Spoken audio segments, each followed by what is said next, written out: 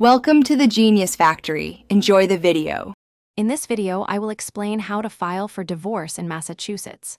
First, you need to ensure you meet the state's residency requirements. You must have lived in Massachusetts for at least 1 year if the cause of the divorce happened outside the state, or if you've lived here for a shorter period, the cause occurred within Massachusetts. Next, determine if your divorce will be contested or uncontested, as this impacts the forms you'll use. The type of divorce you pursue dictates the initial paperwork. For an uncontested divorce, where both parties agree on all terms, you'll file a joint petition for divorce.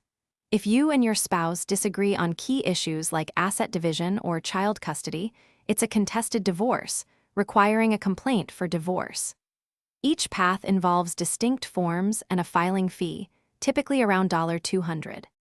After choosing your divorce type, complete all necessary forms accurately. File these documents with the appropriate probate and family court. Next, you must legally serve your spouse with the divorce papers, ensuring they receive proper notice. This often involves a sheriff or constable. Be prepared to attend court hearings and potentially mediation to resolve any outstanding issues. The final stage involves creating a comprehensive separation agreement.